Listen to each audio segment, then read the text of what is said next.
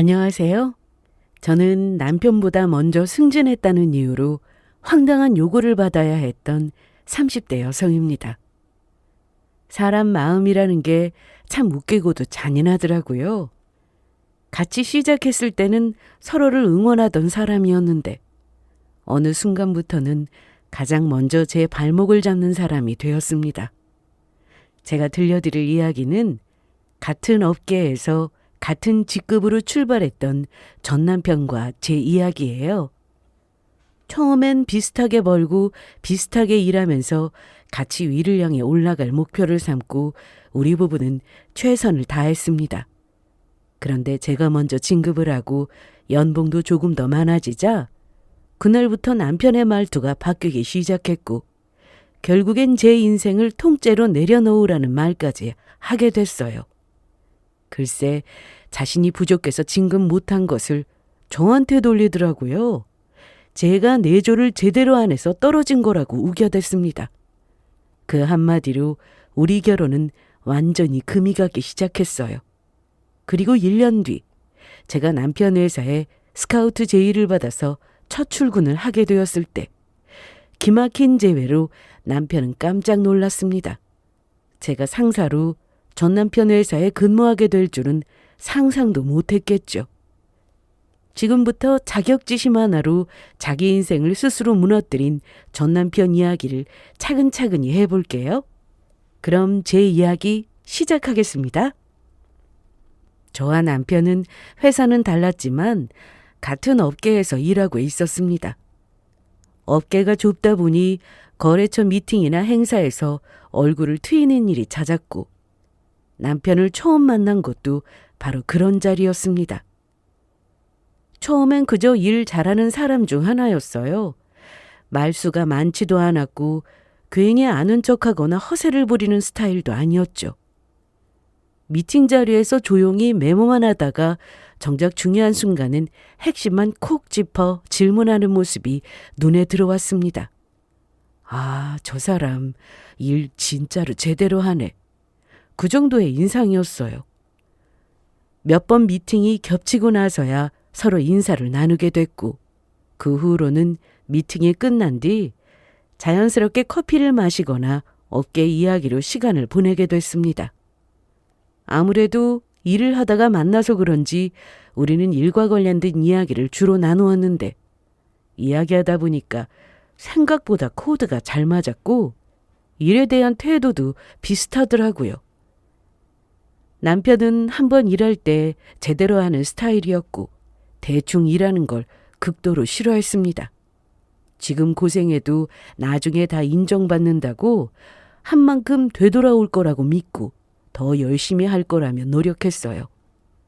저는 그 말과 모습이 멋있어 보였고 저 역시 같은 생각을 하고 있었기에 더 끌렸던 것 같습니다. 그렇게 업무 파트너처럼 시작한 관계는 어느 순간부터 연인이 되어 있었습니다. 연애하면서도 우리는 여느 커플과는 조금 달랐습니다. 서로 언제 볼까 보고 싶어서 발 동동거리는 건 별로 없었어요. 물론 보고 싶고 사랑하지만 우리에게는 그것보다 더 큰 목적이 머릿속에 자리 잡고 있었습니다. 퇴근 후 데이트보다 각자 야근하는 날이 더 많았고 주말 약속의 업무 일정 때문에 취소되는 일도 부지기수였죠. 그런데도 서로 불평하지 않았습니다. 오히려 오늘은 바빠서 안 될 것 같다는 말이 너무도 자연스러웠어요. 서로의 상황을 굳이 설명하지 않아도 알아주는 관계라는 게 저는 참 편했고 좋았습니다. 둘 다 회사에서 인정받고 싶었고 승진에 대한 욕심도 컸습니다. 언젠가는 과장 달아야지. 그리고 언젠가는 내가 원하던 목표에 올라가고 싶다 등등 이런 이야기를 주고받으며 서로가 진심으로 그렇게 되기를 바랐습니다. 연애하며 남편은 늘 자기관리도 철저했고 돈 관리도 계획적으로 하는 사람처럼 보였습니다. 쓸데없는 지출은 안 하고 미래를 위해 저축해야 한다는 말을 입에 달고 살았죠. 저는 그런 모습이 가볍지 않아 보여서 좋았습니다. 그래서 이 사람이랑은 결혼해도 나쁘지 않겠다는 생각이 들었어요. 그래서 결혼 이야기가 나왔을 때도 망설임은 크지 않았습니다.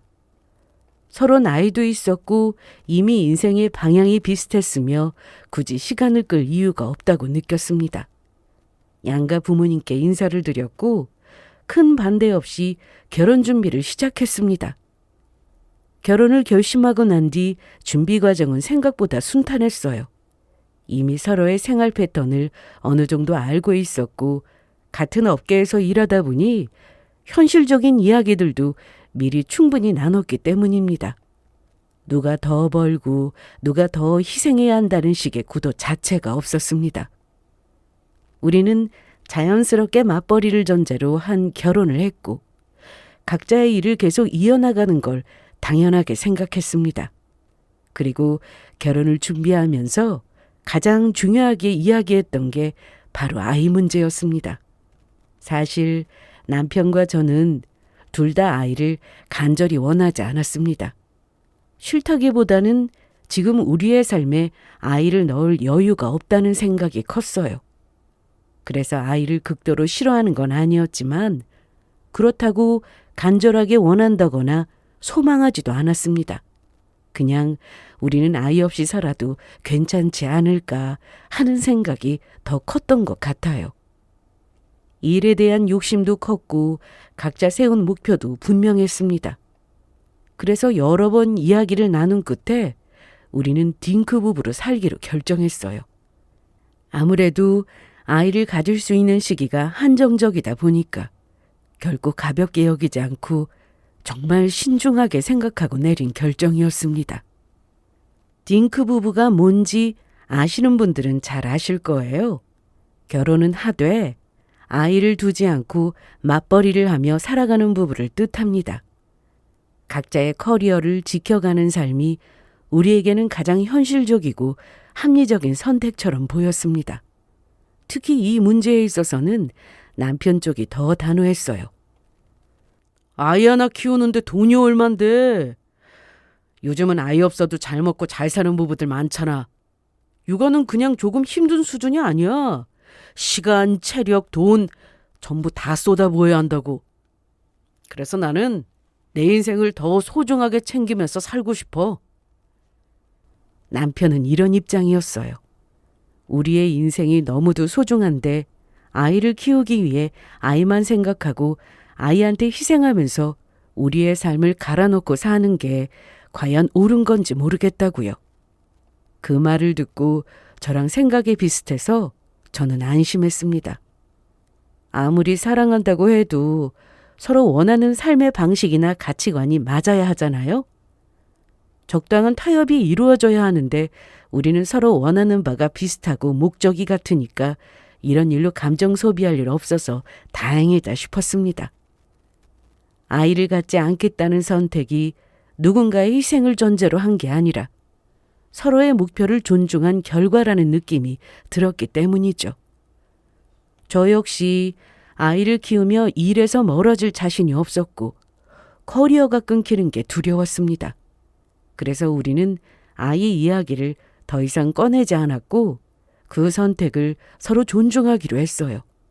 이 과정에서 양가 부모님들은 다시 한번 생각해 보라고.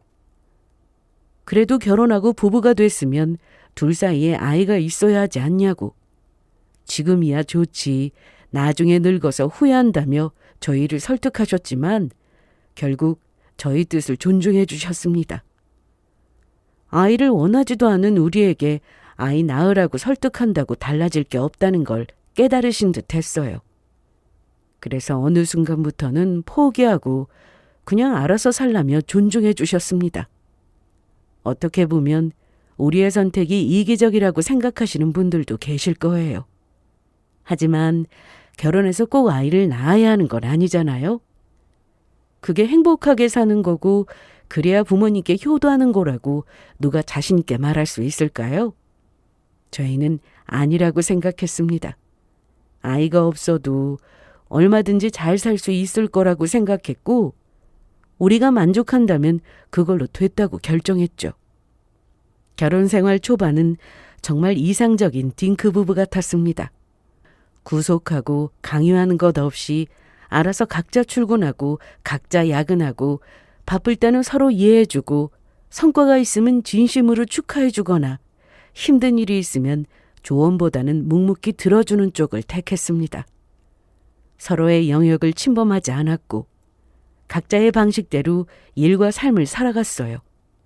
서로에게 지나치게 기대지 않고 의존하지 않으며 각자의 영역을 존중하는 것. 저는 그게 성숙한 결혼이라고 믿었습니다.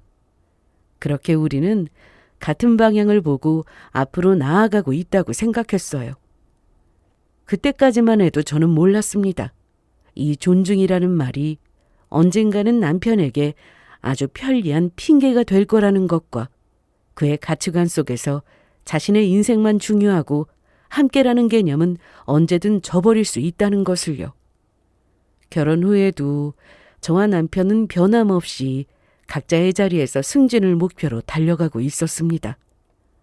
서로 다른 회사에 다니고 있었지만 업계가 같아서 회사가 어떻게 돌아가는지 대충은 알고 있었어요. 그래서 요즘은 어떤 흐름인지 자연스럽게 공유하기도 했고요. 이런 대화들이 우리 부부의 일상이었습니다.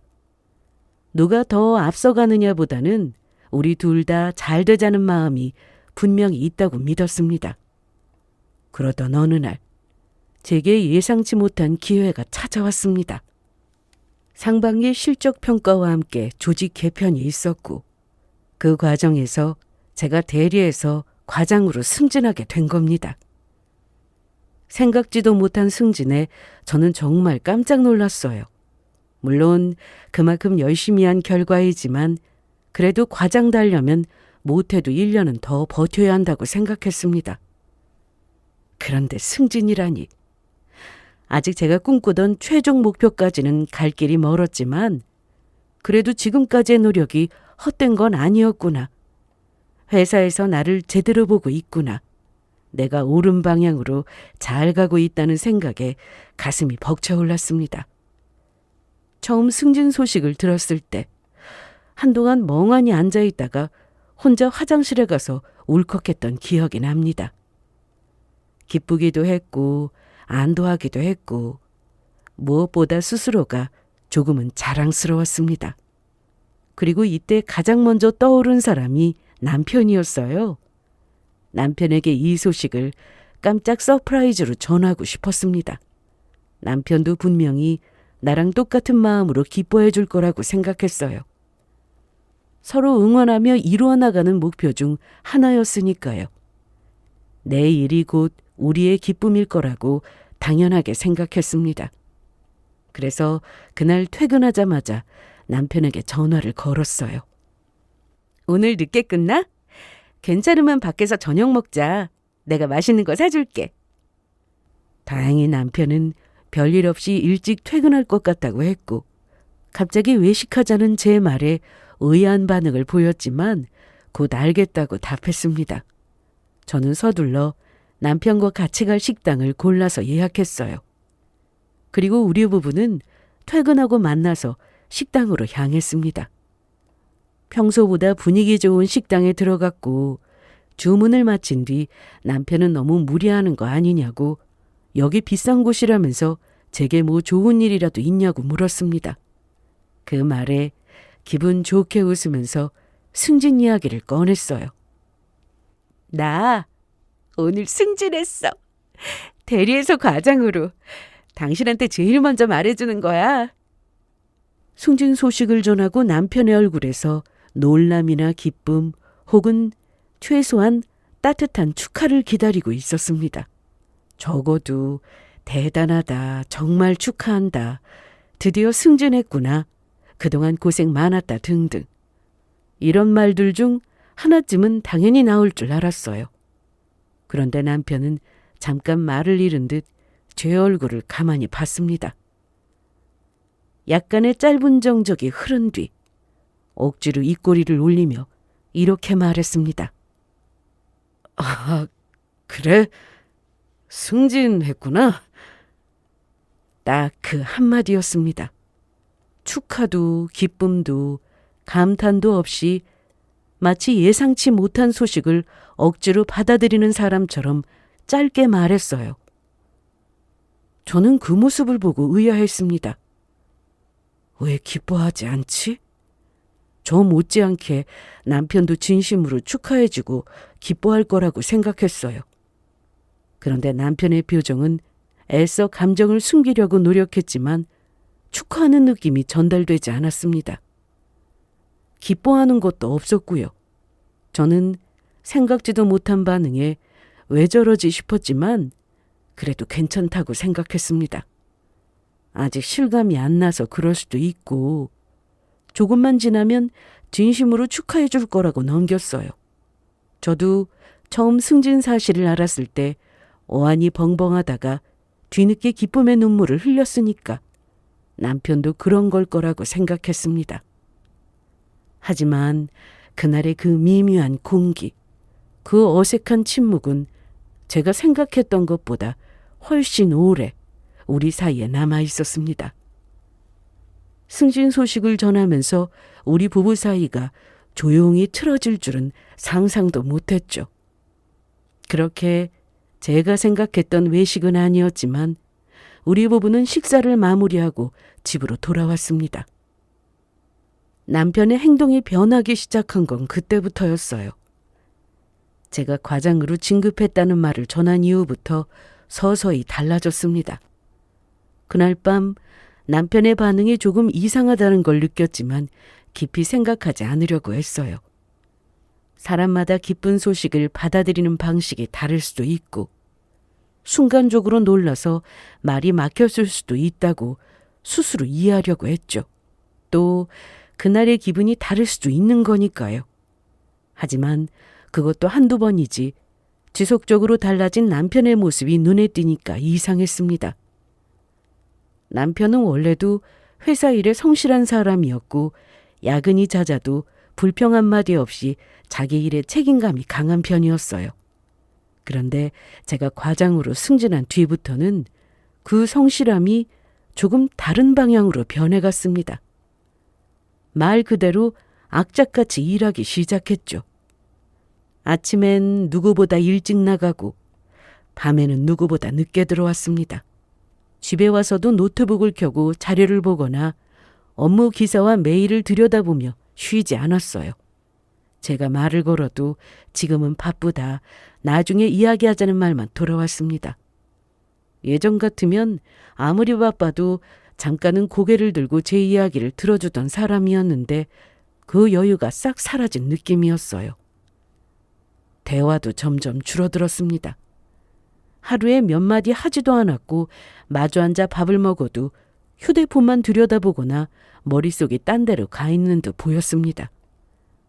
아무리 일 때문에 바빠도 저와 소통하려고 노력했던 사람이었는데 제가 무슨 말을 해도 반응이 예전 같지 않았어요. 차갑다기보다는 묘하게 날카롭고 조금만 건드리면 툭 튀어나올 것 같은 그런 예민함이 느껴졌습니다.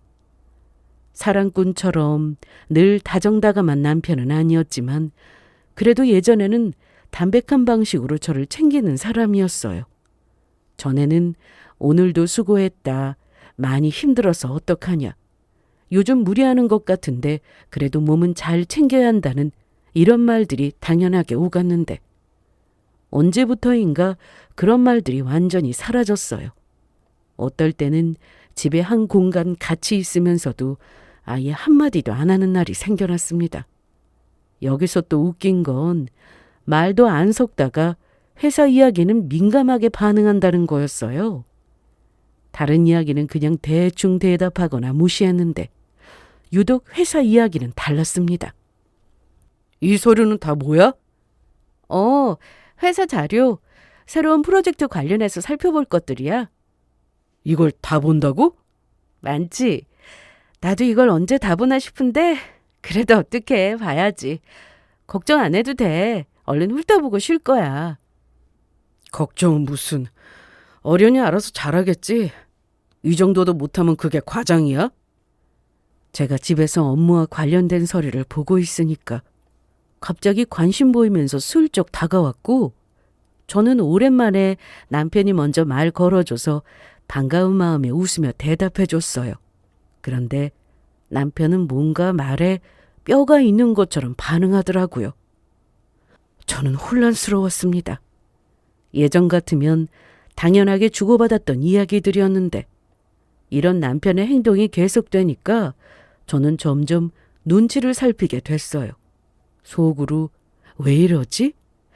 회사에서 무슨 일이 있었나? 싶기도 했습니다. 처음에는 남편이 업무적으로 스트레스를 많이 받고 있다고 생각했어요. 그러다가 남편이 승진해서 떨어졌다는 사실을 알게 됐습니다.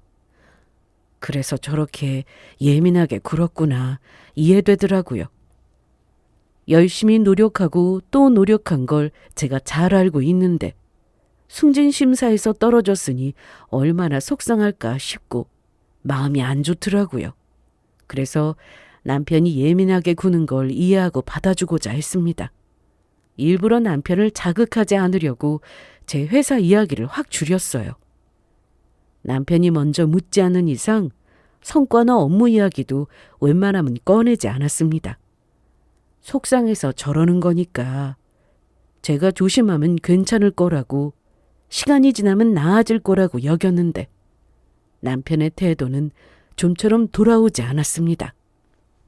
오히려 시간이 지날수록 더 예민해졌고 사소한 말에도 날이 서 있는 느낌이 강했습니다. 저는 그때까지도 이게 전부 일시적인 스트레스 때문일 거라고 생각했습니다. 설마 제가 먼저 승진했다는 사실이 이렇게까지 사람을 바꿔놓을 줄은 전혀 상상하지 못했어요. 그러던 어느 날 예민해진 남편은 어느 순간부터 집안일에 아예 손을 놓기 시작했습니다. 처음에는 정말 바빠서 그런가 보다고 생각했어요. 회사에서 스트레스를 많이 받는 것 같았고 집에 오면 늘 지쳐 있었으니까요. 그래서 저는 말없이 남편의 몫까지 움직였습니다. 빨래도 청소도 밥 준비도 자연스럽게 제가 하게 됐죠. 그게 남편을 배려하고 위하는 방법이라고 생각했어요. 계속 그러는 것도 아니고 당분간은 이렇게 남편 대신 내가 더 움직여도 된다고 생각했습니다. 부부 사이에 그 정도는 충분히 해줄 수 있는 거니까요. 물론 저도 집에서 쉬는 사람이 아니었고 맞벌이지만 지금 남편이 더 힘든 시기라고 스스로를 설득했습니다. 그런데 그 잠깐이라고 생각했던 시간이 생각보다 길어졌어요. 며칠이 지나고 몇 주가 지나도 남편은 여전히 집안일에 손 하나 대지 않았습니다. 제가 아무 말도 하지 않으니 당연하다는 듯 모든 걸 제게 넘기는 것 같았어요. 퇴근하고 와서 소파에 앉아 휴대폰을 보거나 노트북을 켜고 일만 하다가 잠들어 버리는 게 남편의 일상이 됐습니다. 이런 일상이 계속되니까 저는 점점 버거워졌어요. 회사에서도 과장으로서 책임이 늘었고 회의도 많아졌고 일이 줄어든 게 아니라 오히려 더 늘어난 상태였습니다. 몸도 마음도 지쳐가는데 집에 와서는 혼자 모든 걸 감당해야 하니 숨이 막히는 느낌이 들었습니다. 그래서 어느 날 정말 많이 고민한 끝에 조심스럽게 말을 꺼냈어요. 당신 요즘 많이 힘들지? 일 때문에 스트레스 받는 거 알아. 그래서 당신 도와주려고 그냥 아무 말 안 했는데 요즘은 나도 회사 일이 많이 몰려서 조금 시간이 없네. 이번 주부터는 집안일을 나눠서 할 수 있을까? 최대한 부드럽게. 남편을 자극하지 않으려고 말을 골라서 이어갔어요. 남편이 스트레스를 많이 받고 있다는 걸 잘 알고 있고 어떠한 비난도 따지려는 마음도 아닌 정중한 부탁이었습니다. 제가 이렇게 조심스럽게 이야기하면 남편이 눈치껏 제 마음을 알아줄 줄 알았어요. 그런데 남편의 반응은 제가 예상했던 것과는 완전히 달랐습니다. 남편은 잠시 저를 바라보더니 아주 차가운 눈빛으로 이렇게 말했습니다. 순간 말문이 막혔습니다. 남편은 생각지도 못한 말을 툭 던져놓고는 비웃는 듯한 표정으로 말을 이어갔어요.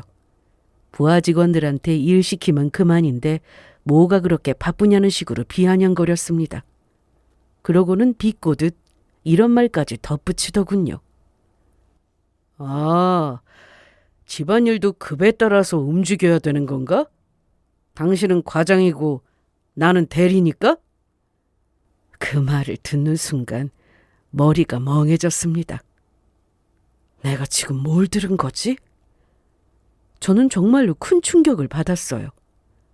제가 그런 뜻으로 이야기한 게 아니라는 건 남편도 충분히 알고 있었을 텐데 왜 굳이 그렇게 말해야 했을까? 그동안 제가 얼마나 남편을 이해하려고 애썼는지, 얼마나 조심하면서 말해왔는지 남편이 모를 리 없다고 생각했기 때문에 더 마음이 아팠습니다.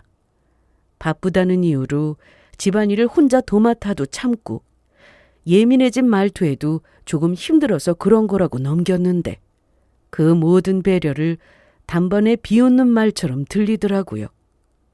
아무리 승진심사에서 떨어져서 자존심이 상했다고 해도 부부 사이에서 이런 말을 아무렇지 않게 할 수 있나 싶었습니다. 서운함이 한꺼번에 밀려온 저는 참지 못하고 그간의 속마음을 털어놓았어요. 그게 무슨 뜻이야? 내가 그런 의미로 말한 거 아니잖아. 당신 승진심사에서 떨어진 게 내 잘못이야? 그것도 아닌데 왜 나한테 이렇게까지 쌀쌀맞게 굴어? 내가 지금까지 당신 배려한 건 아무 의미도 없어? 말하다 보니 목이 메었습니다. 그동안 혼자 삼켜왔던 감정들이 한꺼번에 올라왔기 때문이죠. 하지만 남편은 제 말을 끝까지 듣지 않았습니다. 별다른 대꾸 없이 답답하다는 얼굴로 한숨을 한번 푹 내쉬고는 방으로 들어가 버렸어요. 문이 쾅 닫히는 소리를 들으면서 저는 멍하니 서 있었습니다. 대화를 피하는 남편의 모습이 너무 낯설었고 무엇보다 제 마음을 아예 들여다볼 생각조차 없다는 느낌이 괴로웠어요. 이해하려고 노력하면 할수록 혼자 애쓰는 사람이 된 기분이었고 서로 응원하며 같이 올라가자던 그 약속이 점점 희미해지는 것 같았습니다. 그날 밤 저는 거의 잠을 이루지 못했습니다. 이 결혼이 어디로 가고 있는 건지 도무지 알 수가 없어서 너무 괴로웠어요. 그날 이후로 우리 집은 말 그대로 얼어붙은 공간이 됐습니다. 아침에 눈을 떠도 서로 인사 한마디 없었고 퇴근해서 집에 돌아와도 각자 다른 방에 있는 것처럼 공기가 분리돼 있었습니다. 저는 더 이상 애써 관계를 붙잡고 싶은 마음이 들지 않았어요. 지금까지 충분히 했다고 느꼈고 무엇보다 남편 쪽에서는 관계를 회복하려는 어떤 노력도 보이지 않았어요. 사과도 없었고 대화를 하려는 시도도 없었고 그저 시간이 해결해 주길 바라는 듯 입을 다문 채 지내고 있을 뿐이었습니다. 그렇게 제 마음도 조금씩 아주 천천히 다쳐가고 있었어요. 그러다 며칠 뒤 퇴근길에 시모한테 전화가 와서 받았습니다. 그런데 제가 반갑게 인사를 하기도 전에 들려온 첫 마디가 이상했어요. 너희 아이 낳기로 했다며? 그래, 잘 생각했다. 아주 잘했어. 순간 말이 나오지 않았습니다. 무슨 소리인지 이해가 되질 않았고 제가 대답을 못하고 있으니 시모는 더 신이 나서 말을 이어갔어요. 아무리 그래도 둘 사이에 아이가 있어야 한다는 등의 말씀을 하셨고 뒤늦게 정신을 차린 저는 갑자기 그게 무슨 말씀이냐고 물었습니다. 알고 보니 남편이 시모한테 그렇게 이야기했다는 거예요. 딩크 부부 그만하고 아이를 갖겠다고요. 그 말에 저는 기겁했고 시모에게 나중에 다시 연락드리겠다는 말과 함께 전화를 끊었습니다. 그러고는 그날 저녁 퇴근해서 집에 오자마자 남편에게 물었어요. 어머님께 그런 전화가 왔는데 당신이 아이 낳겠다고 이야기했다고 전해 들었다고. 대체 이게 무슨 말이냐고 했죠. 그러자 남편은 전혀 당황하지도 미안해하지도 않았고 오히려 당연하다는 얼굴로 아주 담담하게 말했습니다. 들은 그대로야. 나 아이 가지고 싶어. 아무 일 아니라는 듯 아무렇지 않게 아이를 갖고 싶다는 폭탄 발언을 내던진 남편. 그 말을 듣는 순간 저는 심장이 쿵 하고 내려앉았습니다. 대체 지금 무슨 소리를 하고 있는 건지 혼란스러워서 지금 뭐라고 했냐고, 진심으로 하는 말이냐고, 우리는 분명히 딩크 부부로 살기로 합의된 거 아니냐고 되묻자 남편은 짜증 섞인 목소리로 말을 이어갔어요. 그래, 그랬지. 그런데 생각이 바뀌었어. 그 말에 저는 정말 뒤집어지는 줄 알았습니다. 분명히 몇 번이나 이야기하고 신중하게 생각해서 내린 결론 아니냐고. 서로 합의한 사안인데 이제 와서 그런 식으로 뒤집으면 어쩌냐. 그것도 나한테 제일 먼저 이야기해야지 왜 시모한테 이야기했냐고 했더니 남편은 누구한테 먼저 말하든 무슨 상관이냐고 했고, 그때는 아이가 없어도 괜찮다고 생각했는데 지금은 생각이 다르다고 했습니다. 이제 와서 딴소리냐고 할 수 있겠지만 사람 생각이라는 게 얼마든지 바뀔 수는 있는 거잖아. 나 닮은 아들 갖고 싶어졌어. 그 말에 저는 등골이 서늘해졌습니다. 왜냐하면 남편의 말이 진심으로 와닿지 않았기 때문이에요. 정말 진심으로 아이를 원하는 느낌이 전혀 없었습니다. 그저 어떠한 욕망을 위해 이용하려는 듯한 느낌을 받았어요. 남편은 계속해서 자신의 주장을 펼쳤습니다. 우리는 아이가 싫어서 안 가는 게 아니라 굳이 아이가 필요 없어서 딩크 부부로 살기로 한 거 아니냐고. 그런데 지금은 생각이 달라졌으니 아이 1명 정도는 얼마든지 낳을 수 있는 거 아니냐고 했습니다. 하나 정도는 잘 키울 수 있을 것 같다면서요. 아이를 극도로 싫은 게 아닌 이상 얼마든지 낳을 수 있지 않냐는 그 말이 마치 타협 아닌 것처럼, 제가 받아들여야 할 선택지인 것처럼 들렸습니다. 저는 한동안 말을 잇지 못했어요. 지금까지의 합의도 서로 존중하겠다던 약속도 모두 이 사람에게는 언제든 바뀔 수 있는 선택지였다는 사실이 너무 허무했기 때문입니다. 또 가장 참을 수 없었던 건 이 모든 이야기를 저와 상의하기 전에 먼저 시어머니에게 말해버렸다는 사실이었습니다. 이미 결정하고 말해놓고 이제 와서 저에게 동의를 구하는 척하는 태도가 너무도 불쾌하고 어이없었어요. 남편은 마지막 기회라도 주는 사람처럼 다시 한번 생각해보라고 진지하게 이야기했지만 저는 생각할 시간조차 필요 없다며 우린 이미 합의했고 그 결정을 번복할 생각이 없다고 딱 부러지게 말했습니다. 그러자 남편은 굳은 얼굴로 저를 쳐다봤어요. 그날 이후 집안에서는 아이 이야기 하나로 매일같이 부딪혔습니다. 남편은 한 발짝도 물러서지 않았고 저 역시 절대 양보할 수 없었습니다. 며칠이 그렇게 흘렀습니다. 대화는 점점 말싸움이 되었고 서로를 설득하려는 시도조차 사라져갔습니다. 그러던 어느 날 남편이 뜬금없는 대안을 꺼냈어요. 아이가 짜고 안 하겠다고 하면서 뜸을 들이길래 뭐지 싶어서 그 다음 말을 기다렸는데 남편은 말도 안 되는 소리를 꺼냈습니다. 대신 회사 일 내려놓고 내조해. 지금 뭐라고 한 거야? 내조하라고? 나더러? 그 말을 듣는 순간 저는 말문이 막혔습니다. 지금 나한테 남편 내조하는 아내를 기대하는 거냐고 묻자 남편은 기다렸다는 듯 속내를 쏟아내기 시작했습니다. 다른 집 여자들은 남편 잘 되라고 내조 열심히 한다는데 너는 못할 게 뭐 있냐고, 왜 너만 생각하고 남편 앞길은 하나도 생각 안 해주냐고 했어요. 그리고 결정적인 말을 내뱉었습니다. 당신만 과장 닮은 다야? 그 순간 저는 숨이 턱 막혔어요.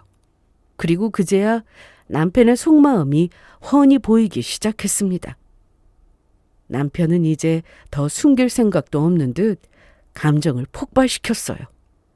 남자인 나도 못한 과장을 왜 당신이 먼저 달아? 내가 당신보다 더 노력했고 더 악착같이 일했어. 그런데 왜 당신만 승진하지? 이 결과를 난 도저히 받아들일 수가 없어. 그 말은 하소연이 아니라 분노에 가까웠습니다. 그리고 그 분노의 끝에는 이 말이 기다리고 있었어요. 어차피 여자는 더 높이 올라가고 싶어도 못 올라간다고. 못 오를 나무 그만 쳐다보고 자신을 위해서 열심히 내조나 하라고 하더군요. 풍족하지는 않지만 자신이 벌어오는 돈으로 충분히 두려먹고 살 수 있다는 말에 저는 머릿속이 하얘졌어요. 그리고 그때 깨달았습니다. 애써 아닐 거라고 부정했던 생각들이 정답이었다는 사실과 함께 이 사람이 아이 이야기를 꺼낸 것도 내조 이야기를 꺼낸 것도 모두 저를 추락시키기 위함이라는 것을요. 남편은 그간 제가 먼저 승진했다는 사실을 도저히 견딜 수 없었습니다. 아이를 원하는 게 아니라 제가 앞서 나가는 걸 막고 싶었던 거였고 내조를 요구한 것도 가정을 위해서가 아니라 자기 자존심을 지키기 위해서였다는 게 너무도 큰 충격이고 배신이었어요. 이 결혼에서 문제는 아이 여부도 내조 여부도 아니라 제 성장이 이 사람에게는 위협이었고 용납할 수 없는 일이었다는 사실에 너무도 허탈했습니다. 그날부터 저는 남편을 존경도 사랑도 아닌 질투와 열등감에 사로잡힌 사람으로 보기 시작했어요. 그날 이후로 제 마음에서는 무언가가 완전히 꺼져버렸습니다. 식은 정도가 아니라 툭 하고 끊어진 느낌이었어요. 남편이 아이 이야기를 꺼낸 이유도 내조를 요구한 이유도 모두 제가 과장으로 승진했다는 사실을 견디지 못해서였다는 걸 알아버린 순간 이 사람에게 더 이상 기대할 것도 붙잡을 이유도 남아있지 않았습니다. 제가 과장이 된 걸 질투하고 그 질투를 감추기 위해 아이를 핑계 삼고 가정을 핑계 삼아 제 커리어를 꺾으려 했다는 사실. 그건 사랑의 방식이 아니라 통제였고 배려가 아니라 억압이었어요. 저는 그게 도저히 용서되지 않았습니다. 남편이 누구보다 노력하고 열심히 한 거 저는 잘 알고 있어요. 하지만 승진이라는 게 항상 실력만으로 결정되는 게 아니거든요. 이 업계에 있는 사람이라면 누구나 아는 사실입니다. 노력 못지않게 운도 받쳐줘야 합니다. 남편은 그걸 인정하지 못하고 축하 대신 질투와 분노를 선택했어요. 우리가 경쟁자도 아니고 적도 아닌 부부인데 자신보다 앞서 나갔다는 이유만으로 저를 내려앉히려고 했다는 생각에 소름이 끼쳤습니다. 저는 만약 반대의 상황이었다면 남편이 먼저 과장이 되었다면 정말 진심으로 축하해 줬을 겁니다. 연애할 때부터 서로 어떤 목표를 가지고 있는지 누구보다 잘 알고 있었고 힘들 때마다 넌 할 수 있다고 너라면 충분하다고 잘하고 있다고 그렇게 서로를 밀어주던 관계였으니까요. 질투, 열등감? 저는 그런 감정을 한 번도 남편에게 느낀 적이 없습니다. 그래서 더 충격이었어요. 같은 시간을 보내면서 같은 말을 나누며 살았는데 남편은 저와 전혀 다른 마음으로 저를 바라보고 있었다는 사실이 너무도 큰 충격이었습니다. 그걸 깨닫고 나니 더 이상 같이 살고 싶다는 생각이 조금도 들지 않았어요. 아니, 솔직히 말하면 같이 살아야 할 이유가 완전히 사라졌습니다. 이 사람과 함께라면 앞으로도 제 성취는 계속 눈엣 가시가 될 거고 제 성장은 계속 억눌러야 할 대상이 될 거라는 게 너무 분명했으니까요. 그 마음이 확고해지자 더는 고민할 필요가 없었습니다. 그날 밤 저는 차분하게 말했어요. 나 더는 당신이랑 못 살아. 우리 이혼하자. 남편은 순간 아무 말도 하지 못하고 저를 바라봤지만 저는 이미 마음을 정한 뒤였습니다. 사랑이 식은 결혼은 견딜 수 있어도 질투와 통제로 유지되는 결혼은 한순간도 함께할 수 없었어요. 사랑하는 사람에게 경쟁 상대가 되어 질투당하고 미움을 받을 바에는 이혼이 정답이었습니다. 그렇게 저는 이혼을 결심하고 남편에게 이혼하자고 말했어요. 제 이혼 통보에 남편은 끝까지 실망스러운 투성이었습니다. 잠시 아무 말도 못하고 멍하니 서 있길래 충격받은 건가 싶었는데 그건 착각이었어요. 남편은 비틀린 웃음을 지으며 이렇게 말했습니다. 결국 그거네. 너 과장 달았다고 대리랑은 같이 살기 창피한 거잖아. 그렇지? 그 말은 경악 그 자체였습니다. 사람이 어디까지 추해질 수 있나 보여주는 것 같았어요. 남편은 경악스런 말을 내뱉고는 거기서 멈추지 않고 이렇게 말했습니다. 그깟 직장이 나보다 더 중요하냐. 우리 결혼보다 그 회사가 더 중요한 것 같다고 따지더니 말이 점점 날카로워졌고 급기야 저를 아주 이기적이고 못된 아내로 몰아가기 시작했어요. 그렇게 일이 좋으면 평생 일하면서 혼자 살지 뭐하러 결혼했냐는 말까지 내뱉는데 진짜 오만정이 다 떨어지면서 어느 순간 화도 안 나더라고요. 그냥 이런 종자구나 포기하게 되더라고요. 그리고 참 허탈했어요. 이 사람이 끝까지 자신의 문제도 보지 않고 모든 걸 제 탓으로만 돌리려 한다는 게 너무 분명했으니까요. 저는 한동안 아무 말 없이 남편의 말을 그대로 듣고만 있었습니다. 그러다가 감정 없이 남편을 쳐다보면서 차분하게 입을 열었어요. 참 불쌍하다. 뭐? 지금 누구한테 불쌍하다는 거야? 당신은 모르겠어? 지금까지 한 말들 그거 전부 내 이야기가 아니라 당신 이야기잖아. 남편은 말문이 막힌 표정으로 저를 바라봤고 저는 조용히 이어 말했습니다. 너는 나를 진심으로 사랑한 게 아니라고. 진짜 사랑했다면 축하가 먼저 나왔어야지 질투가 먼저 나오지 않는다고 했어요. 또 사랑했다면 내가 잘 되는 걸 자존심 상해하지도 않았을 거고 내 날개를 꺾으려고도 하지 않았을 거라고 했습니다. 거기다 남편의 자존심을 확 건드는 말까지 해버렸어요. 아무리 일만 열심히 하면 뭐하냐고. 이렇게 지질하고 못나게 구는데 오던 복도 다 달아나겠다고. 결국 돌고 돌아 자신한테 돌아온다고 했죠. 그 말이 전곡을 찔렀는지 남편은 순간 얼굴이 벌겋게 달아오르더니 노발대발했습니다. 너 지금 말 다 했어? 과장 달았다고 사람을 이렇게 무시해? 남편이 길길이 날뛰거나 말거나 저는 조금도 동의하지 않았습니다. 이미 마음이 떠난 뒤라 눈 하나 깜짝하지 않았죠. 더 이상 설명할 필요도 설득할 이유도 없었습니다. 제 귀한 시간을 이런 사람한테 쓰기 아깝더라고요. 저는 아무 말 없이 방으로 들어가 짐을 챙겼습니다. 남편은 뒤에서 뭐라고 소리쳤지만 귀담아 듣지 않고 무시했어요. 그 말들이 제 귀에는 더 이상 들리지 않았습니다. 그냥 어디서 개가 짖나 보다 그렇게 생각했어요. 그러니 정신이 조금은 편해지더라고요. 아무튼 저는 캐리어를 끌고 현관을 나서면서 뒤 한번 돌아보지 않았습니다. 그 집에 더 이상 제가 있어야 할 이유가 없었기 때문이죠. 저는 최선을 다해서 그런지 미련 같은 것도 없었어요. 그렇게 우리는 끝났고 철저한 남이 되었습니다. 물론 이혼 과정에서도 전 남편의 찌질한 꼴을 보느라 눈살이 찌푸려졌지만 그래도 잘 마무리됐어요. 남편과 이혼한 뒤 저는 한동안 아무것도 하지 않았습니다.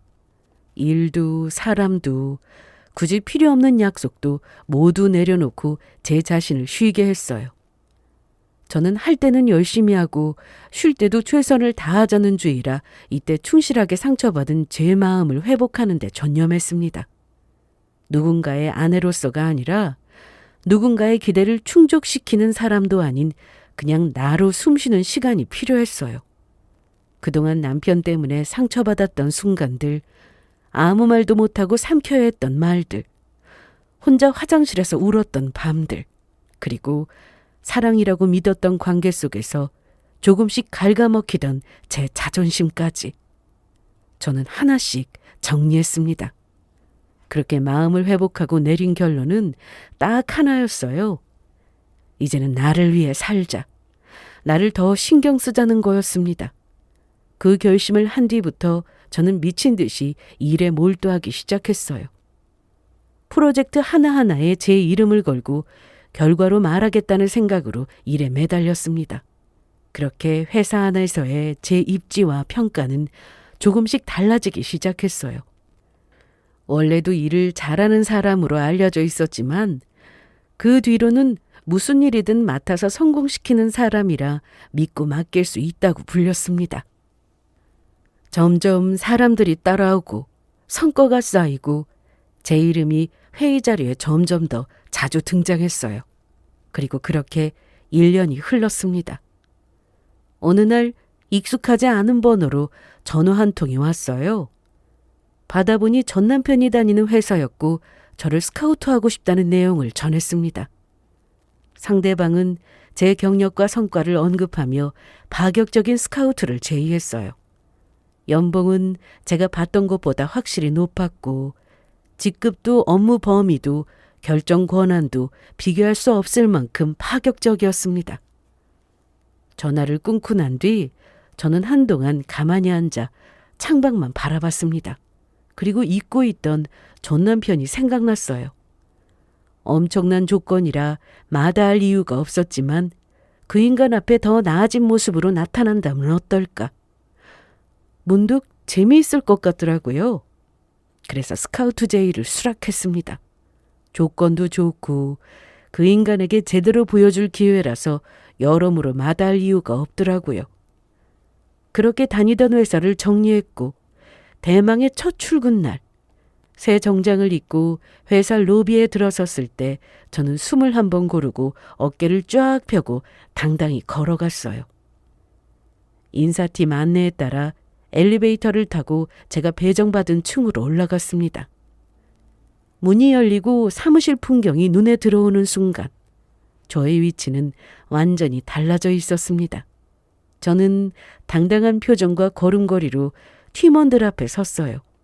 그리고 앞으로 여러분을 이끌어갈 부장이라고 간단하게 저를 소개했습니다. 그 순간 사무실 안쪽에서 누군가가 고개를 들었습니다. 익숙한 얼굴과 너무도 익숙한 표정. 전 남편이었습니다. 그는 제가 이름을 말하는 순간부터 이미 이상하다는 걸 느낀 눈치였고 제가 고개를 들어 그쪽을 바라보자 그 얼굴이 순식간에 굳어버렸습니다. 말 그대로 핏기가 싹 빠진 얼굴이었어요. 눈이 커지고 입이 살짝 벌어진 채로 아무 말도 하지 못했습니다. 저는 그 모습을 보며 만족스러운 웃음을 지었습니다. 그리고 전 남편에게서 시선을 거두고 다시 팀원들을 향해 미소를 지었습니다. 앞으로 잘 부탁하고 열심히 해봅시다. 그 한마디가 그 사람 귀에는 어떻게 들렸을지 굳이 상상하지 않았습니다. 아마 죽을 맛이었겠죠. 슬쩍 보니까 남편은 이제 과장으로 승진했더라고요. 저는 그보다 훨씬 더 앞서 나가 있는 상황이었고요. 그렇게 간단히 소개를 마치고 잠시 화장실에 들러 손을 씻고 나오는데 누군가 제 앞을 막아섰습니다. 바로 전 남편이었어요. 주변을 슬쩍 살피더니 아무 말 없이 제 손목을 붙잡아서 사람 없는 쪽으로 저를 끌고 갔고 거기서 낮은 목소리로 따졌어요. 여긴 왜 온 거야? 내가 다니는 회사인 거 뻔히 알면서. 저는 손목을 뿌리치고 아주 여유롭게 웃으며 말했어요. 파격적인 스카우트 제의를 받아서 온 거고 네가 이 회사 다닌다고 해서 내가 못 올 이유가 뭐 있겠냐고 했습니다. 그 순간 그의 표정이 일그러졌어요. 저는 웃음을 거두고 차갑게 또박또박 말을 이었습니다. 이혼하고 1년 만이네? 보니까 과장으로 승진하셨더라고요? 아무리 한때 부부였다고 해도 지금은 다 끝난 사이인데 마음대로 상사 손목 잡고 말 놓는 건 아니지 않아요? 여긴 회사예요. 공과 사는 구분해야죠. 앞으로 이런 일 다시는 없도록 주의하세요. 제 말에 전 남편은 황당해하면서 억울한 표정을 지었습니다. 저는 그 말을 끝으로 뒤돌아서 사무실로 들어갔어요. 그날 이후 저는 그를 철저하게 부하 직원으로 대했고 제가 상사라는 걸 잊지 않도록 행동했어요. 한때 남편이 제게 그런 말을 한 적이 있어요. 과장 진급한 제게 어차피 일은 아래 직원한테 다 시키면 그만 아니냐고요. 그래서 저는 그 말대로 많은 일을 전 남편에게 몰아줬습니다. 이거 오늘까지 자료 싹 정리해 주세요. 그가 힘들어하는 게 눈에 보였지만 저는 태연했습니다. 그리고 어느 날 그가 이를 악물며 말했어요. 업무량이 너무 많은 거 아니냐고. 다른 사람들도 있는데 왜 자신에게만 이렇게 일을 많이 몰아주냐고 뭐라고 하길래 저는 눈을 똑바로 보며 담담하게 말했어요. 원래 윗사람은 아랫사람한테 일 시키는 거 아닌가요? 그쪽이 제게 그렇게 이야기한 거 기억 안 나요? 제 말에 전 남편의 얼굴은 붉어졌습니다. 그러거나 말거나 저는 아무렇지 않게 계속해서 말을 이었어요. 다른 직원한테도 똑같이 업무량 분배했다고, 많아서 일 못하겠으면 다른 일 찾아보라고 했고 부당하다고 생각되면 나보다 더 높은 자리로 올라가라고, 그럼 되지 않겠냐고 했습니다. 그 말에 전 남편은 정말 간신히 참는 듯 했어요. 살짝 골탕 먹이고 싶어서 업무량을 몰아주긴 했지만 공과사는 구분해야지 싶어서 다른 직원들에게도 똑같이 분배했습니다. 물론 저는 더 많이 일했고요. 그런데 전 남편은 그것도 버거워하더라고요. 1년 동안 내가 많이 강해진 만큼 전 남편은 많이 약해졌구나 싶었습니다. 그 후로 그는 어떻게든 버텨보려고 했습니다. 하지만 회의에서 아이디어가 막히고 보고서 완성도가 떨어지고 결국엔 제게 지적받는 일이 많아지자 그는 무척이나 힘들어했어요. 그의 자존심은 완전히 무너졌고 결국 사표를 쓰고 나갔습니다. 그리고 몇 달 후 퇴근하려고 나오는데 로비에서 낯익은 얼굴이 저를 기다리고 있었어요. 다름 아닌 전 남편이었습니다. 잠깐만! 이야기 좀 할 수 있을까? 사표 내고 몇 달 만에 보는 얼굴이었고 그 사이 무슨 일이 있었는지 많이 수척해진 상태였습니다. 그는 고개도 제대로 들지 못한 채 말했어요. 그때는 자존심이 너무 상해서 홧김에 그만둔 거라고. 근데 막상 그만두고 나와보니 어디 마땅히 들어갈 곳도 없고 들어간다고 쳐도 기존에 받던 대우보다 말도 안 되게 낮은 연봉과 직급에 도저히 견딜 수 없다며 하소연했습니다. 지금은 벌이가 없어서 생활하는 것도 힘들다고 했고 조심스럽게 정말 비굴한 목소리로 말했어요.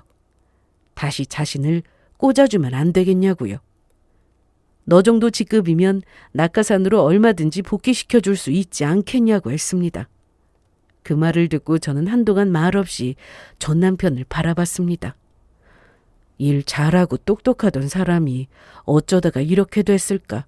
안타깝고 참 기분이 묘하더라고요. 하지만 안타까운 건 안타까운 거고 일에 감정을 섞지 않아야 한다는 게 제 철칙이었습니다. 그래서 실력이 있다면 얼마든지 환영이지만 그렇지 않은 낙하산은 필요 없다고 했고 내게 이런 부탁하지 말고 일로서 자신을 스카우트할 수 있게 증명해 보이라고 했습니다. 그의 얼굴이 완전히 굳어버렸지만 저는 더 이상 볼 이유가 없었어요. 그렇게 그 사람은 완전히 나락으로 내려갔습니다. 사람은 자기 그릇보다 큰 사람을 만나면 두 가지 선택을 합니다. 같이 올라가거나 아니면 끌어내리거나. 제 전 남편은 후자를 택했고 그 선택의 결과를 스스로 감당하게 됐을 뿐입니다. 저는 누군가의 인생을 망치려고 노력한 적도 없고 그저 제 자리에서 제 일을 열심히 했기 때문에 이런 결과를 맞이한 것 같아요. 한때의 잘못된 질투로 엇나간 그가 미우면서도 어쩌다 저렇게 됐을까 하는 안타까움이 늘 공존합니다. 부디 다른 곳에서 새롭게 도약하기를 진심으로 응원해요. 지금 저는 여전히 제 실력으로 아주 잘 살고 있습니다. 앞으로 더 높이 올라가기 위해 계속해서 노력할 겁니다. 그러면 지금까지 저의 긴 사연을 들어주셔서 감사합니다.